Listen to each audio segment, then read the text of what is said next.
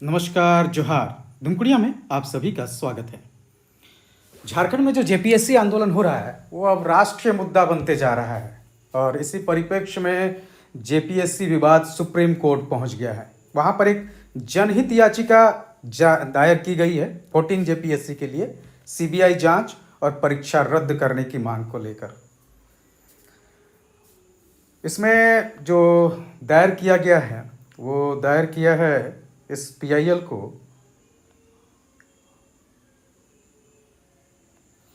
एक सामाजिक कार्यकर्ता हैं हरिशरण देवगन। अगर आप गूगल कीजिएगा तो इनके बारे में ज़्यादा पता चल जाएगा आपको।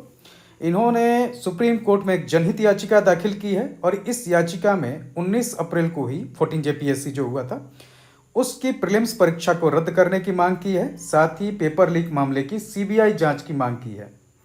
इस याचिका में मांग की गई कि परीक्षा में कथित अनियमितताओं की स्वतंत्र जांच कराई जाए और परीक्षा को रद्द करके उसे दोबारा आयोजित किया जाए। याचिकाकर्ता ने जांच के लिए केंद्रीय जांच ब्यूरो या रिटायर्ड जज की अध्यक्षता में एक स्वतंत्र समिति बनाने की मांग की है। या तो सीबीआई करे या एक रिटायर्ड जज की अध्यक्षता में स्वतंत्र समिति इसका जांच करे। इस याचिका में यह भी कहा गया है कि अगर जांच के लिए रिटायर्ड जज की अध्यक्षता में समिति बनाई जाती है तो उसकी अध्यक्षता सुप्रीम कोर्ट के रिटायर्ड जज या झारखंड के बाहर के किसी हाई कोर्ट के रिटायर्ड चीफ जस्टिस को दिया जाए। इसके अलावा समिति में फॉरेंसिक साइंस, आईटी, साइबर सुरक्षा, परीक्षा सुरक्षा, ओएमआर जांच और लोक प्रशासन के विशेषज्ञों को शामिल करने की मांग की गई है। साथ ही साथ याचिकाकर्ता ने परीक्षा में हुए कथित गड़बड़ियों की निष्पक्ष तरीके से जांच के लिए पीआईएल में ये मांग किया है कि परीक्षा से जुड़े सभी रिकॉर्ड जो भी अभी तक प्राप्त हुए हैं या हैं उन सभी को सुरक्षित रखने का निर्देश सुप्रीम कोर्ट दे जेपीएससी और आपका सीआईडी को।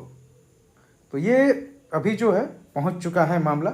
झारखंड का जो ये मुद्दा है अब ये झारखंडियों के हाथ से निकलते जा रहा है। ये राष्ट्रीय मुद्दा बन तो रहा है लेकिन साथ ही साथ इसका राजनीतिकरण होते जा रहा है। ये मुद्दा सिर्फ 14 जेपीएससी को लेकर बिल्कुल नहीं था। ये अगर देखें हम लोग तो पिछले 5-6 नहीं, छठी जेपीएससी से उसके बाद जो एग्जाम को लेकर जितनी धांधलियां हुई हैं उसको लेकर जो यहाँ के छात्रों में रोष था वो एक अंतिम उपाय के तौर पर यहाँ गुजर रहा था। तो इसलिए ये जरूरी है कि इसको सिर्फ 14 जेपीएससी के नज़र से न देखा जाए। इसमें सीजीएल है, 11 to 13 जेपीएससी है, जेएसएससी के कई अन्य एग्जाम हैं। ये सिर्फ एक एग्जाम की बात नहीं है बल्कि उस सिंडिकेट और उस भ्रष्टाचार की बात है जिसके तहत यहाँ कई एग्जाम बलि चढ़ गए।